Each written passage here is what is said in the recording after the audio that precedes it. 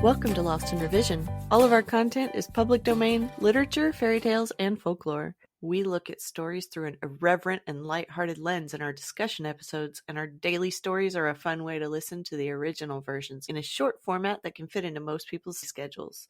If you prefer to listen to full chapters, you can subscribe to our Patreon page. We just added a $1 option that provides early access and more.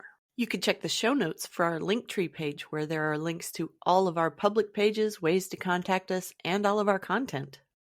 Our goal is to at least break even to cover our expenses, so any support that you can offer to help us reach that goal helps keep this podcast going and you entertained. All of our music is by Nathan Hubble and is used with his permission. Thanks, and enjoy the show. How Robin Hood Came to be an Outlaw. Part 3. Meanwhile, Robin Hood ran through the greenwood. Gone was all the joy and brightness from everything, for his heart was sick within him, and it was borne in upon his soul that he had slain a man. "Alas," cried he, "thou hast found me an archer that will make thy wife to ring. I would that thou hadst never said one word to me, or that I had never passed that way, or e'en that my right forefinger had been stricken off ere that this had happened. In haste I smote, but grieve I sore at leisure."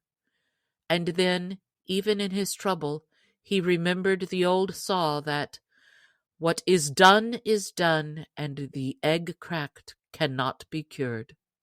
And so he came to dwell in the green wood that was to be his home for many a year to come, never again to see the happy days with the lads and lasses of sweet Locksley town, for he was outlawed, not only because he had killed a man, but also because he had poached upon the king's deer, and 200 pounds were set upon his head as a reward for whoever would bring him to the court of the king.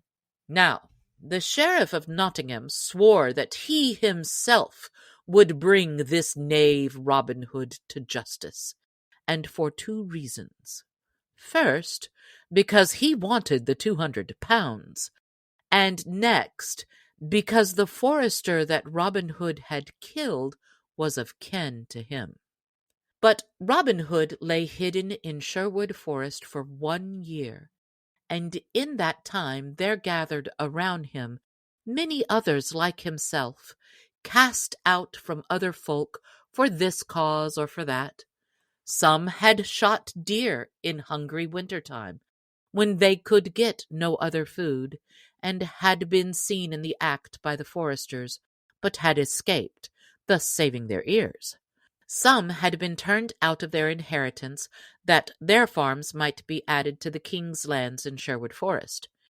Some had been despoiled by a great baron, or a rich abbot, or a powerful esquire. All, for one cause or another, had come to Sherwood to escape wrong and oppression. So, in all that year, 50 or more good stout yeomen had gathered about Robin Hood, and chose him to be their leader and chief. Then they vowed that even as they themselves had been despoiled, they would despoil their oppressors, whether baron, abbot, knight, or squire, and that from each they would take that which had been wrung from the poor by unjust taxes, or land rents, or in wrongful fines. But to the poor folk they would give a helping hand in need and trouble, and would return to them that which had been unjustly taken from them. Besides this, they swore never to harm a child, nor to wrong a woman, be she maid, wife, or widow. So that, after a while, when the people began to find that no harm was meant to them, but that money for food came in time of want to many a poor family, they came to praise Robin and his merry men, and to tell many tales of him and of his doings in Sherwood Forest, for they felt him to be one of themselves. Up rose Robin Hood one merry morn, when all the birds were singing blithely among the leaves, and up rose all his merry men, each fellow washing his head and hands in the cold brown brook that leaped laughing from stone to stone. Then said Robin, For 14 days have we seen no sport, so now I will go abroad to seek adventures forthwith. But tarry ye, my merry men all, here in the green wood. Only see that ye mind well my call. 3 blasts upon the bugle horn I will blow in my hour of need. Then come quickly, for I shall want your aid. I hope you're enjoying the stories. We sure are enjoying creating this for you. If you go and sign up on Patreon, you can listen without having to hear me talking in the intro and outro. For only $3 a month, you get the full chapters as soon as I have them edited, and you have your own personal RSS feed with no interruptions. We just added a $1 option that provides early access and more. We also have an account with buymeacoffee.com if you want to support us that way. So check out our link tree in the show notes for all of the best ways to get in touch and support the show. There's a lot more waiting for us all at the end of the road.